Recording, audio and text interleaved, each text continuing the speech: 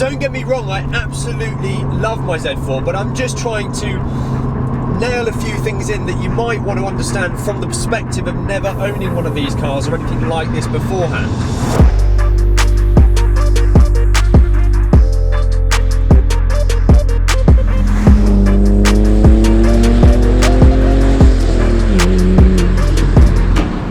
Hey guys, it's Joel and welcome back to the channel. We're back in the Z4. I feel like it's been a while, and do you know what? I'm in a t-shirt, and no word of a lie, it's the 2nd of December today, and it's like 16 degrees. It's ridiculous. I've genuinely been outside in a t-shirt as well. Anyway, today I want to jump back in the Z4 and talk to you about something I've been thinking about a little bit more the longer I've owned this car. And actually, today I'm going to be talking from the perspective of someone who doesn't own a Z4 and someone who maybe hasn't even bought a sports car ever before. So essentially everything I say in this video, I'm trying to sort of think about it from the perspective of someone who may be wanting to buy one of these cars and yeah, may have never owned a sports car or a BMW, or you know, if it's a Porsche Boxster, an S2000, all of those sorts of cars. I'm just trying to think of a few bits that you might want to think about beforehand.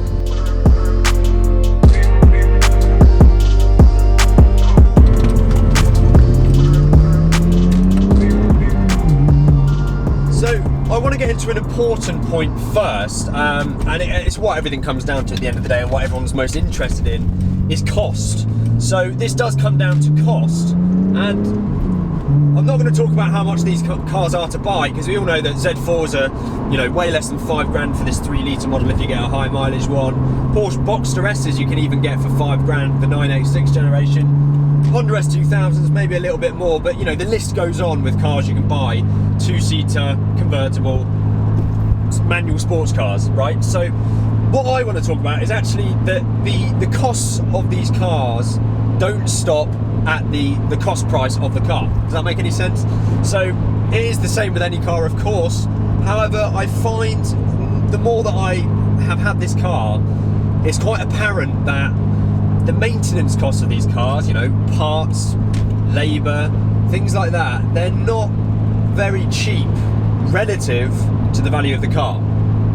So what I mean by that is, obviously when this car was new, a diesel valve, for example, which is something I've just had to replace on this car, if you've been following the channel, you will have seen.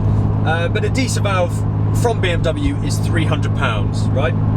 When this car was new and it was 40 grand, that really, you know, not that you'd be replacing your diesel valve anytime soon after, but that's really not that much money. However, this car, which let's face it, is probably worth about £3.5 grand, 300 quid, that's like 10% of the value of the car. So when that happened to my car, and I knew that I needed to replace the diesel valve, you genuinely got to think about, is it worth doing? Is it economical to repair? And realistically, it probably isn't, because, you know, 300 quid back into this car certainly is not going to add £300 in value. Not that it would if the car was new anyway, but obviously 300 quid it's a lot easier to lose £300 in the whole array of £40,000 if the car's worth that much. But obviously, this being a 2004 model with 135,000 miles on it, I can't quite believe that. Yeah, and 300 quid is quite a lot of money to spend on one component. So essentially, yeah, what I mean is that you've got to consider the maintenance costs. I know, especially with the Porsche Boxsters, one thing that put me off is that the parts are really expensive for that, and they really don't go down at all. So yeah, buying an old car like this might seem like a good idea because it's cheap for what you're getting, but yeah, you've got to look into how much it's going to cost to maintain.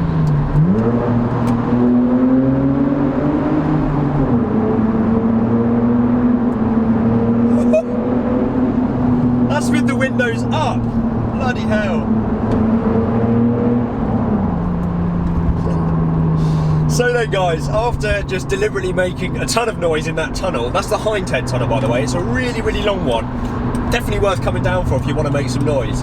After doing that, it's appropriate to bring up my next thing that I want to talk about, which is road noise, tyre noise, and the ride quality, the hard, stiff suspension. Yeah, again, don't get me wrong guys, I'm not sort of talking about this from the perspective of I bought this Z4 and now I'm complaining about the road noise and the suspension, because obviously I have dealt with it for a while, But I also wanted one of these cars, so I didn't really care too much about that. However, again, this is aimed at people who are in that limbo and they're not, you know, they're not certain on whether they want to go for a sort of car like this. So yeah, I just wanted to mention about the road noise and the suspension and the ride quality.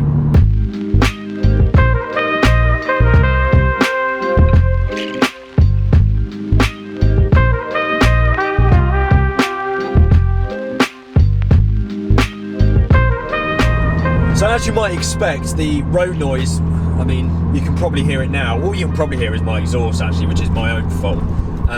But the road noise is quite bad, especially at motorway speed. There's a lot of tyre noise. Obviously, we're in a convertible, so you can't really expect it to be as silent as your everyday commuter.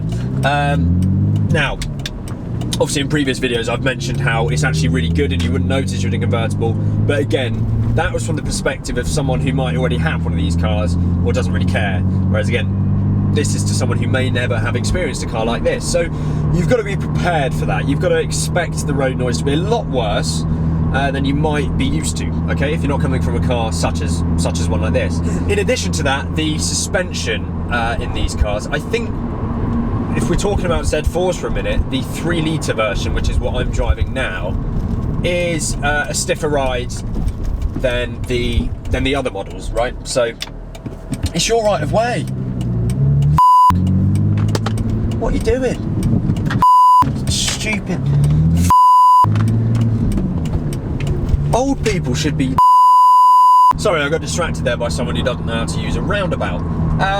Yeah, so the ride quality is quite bad, right? It's pretty stiff.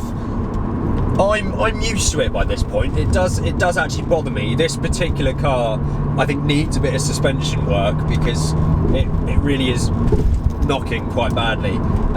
So you would be, I think, quite shocked if you got in this car when you're used to your Skoda Octavia or your BMW 3 Series. Maybe that's a bad example, but the car that you'll use every day for work, you might be a bit shocked getting into this. And actually, I do take people that have never been in this car or cars like this before quite regularly, and yeah, they're always commenting about the ride quality. Here's another bump.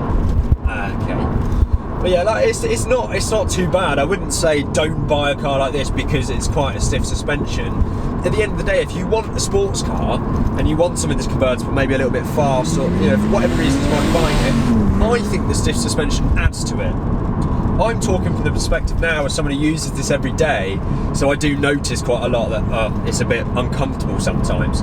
But if you are in the market to buy a car like this for the reasons of having fun and just driving a fun car for the weekend, then the ride quality isn't something you should even worry about, because actually that adds to the whole experience of a raw, manual gearbox, loud, noisy drive.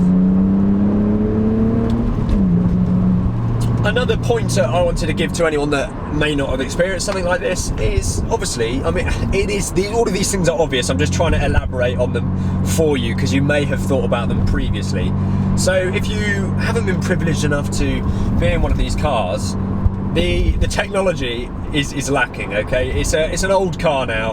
This is 2004, as I've mentioned, so 14 years old, almost 15, given that it's almost the new year. And again, this applies to the Boxsters, the 986 Boxsters, which came anywhere from 98 through 2004 or 5. And yet equivalent things like old Mazda MX-5s. I used to have a Mark II, the NB. That was a 1998 model. So any car like this, you've got to expect a lack in technology from what you might be used to. This particular car, I can count the number of technological amenities it's got on my fingers. This is an aftermarket, but I have got a Bluetooth stereo, so that's probably the highest tech thing in here. But let's face it, that is a 40 quid Sony head unit from Halfords. Yeah, I mean, so in terms of electronics, we've got obviously our roof. It is an electronic roof in this, which is lovely. So yeah, 2 buttons for that. We've got a DSC button which controls our various levels of traction control, of which there are 2. So we've literally just got DTC, which is traction control off, and then if I hold that all the way down, I get a triangle, and that is my stability control. So that is everything off, or as close to as you can get in this. There's also a tyre pressure button, which I think only applies when you're on the run flats, but I ditched them straight away. Any wise person should do that, by the way. Then I've got some automatic lights. I've got automatic wipers, which I've talked about in a previous video, are a bit weird. And I've got cruise control in this one, which is quite a rare option. Apart from that, you know, technology-wise, obviously we've just got a 6-speed manual, which is probably what you want if you're in the market for a car like this. And I've got a tiny display under the speedo, which has got things like temperature, the time, my fuel economy, my range, and that is it. So if you're coming from something that's modern and maybe you're wanting to swap to something that's a bit more fun like this, but you're going a bit older so that you can afford it, just bear in mind, just a heads up, you're not going to get all the technology that you might be used to. Now again, of course, you can just go on Auto Trader or on the internet and look all of this stuff up. But again, if you type this sort of stuff on the internet, hopefully you'll come across this video and I'll explain it to you like this. So yeah, I mean that is really the only things. When I was thinking about this video, I was actually just thinking about the lack of technology, which is what made me come up with this video.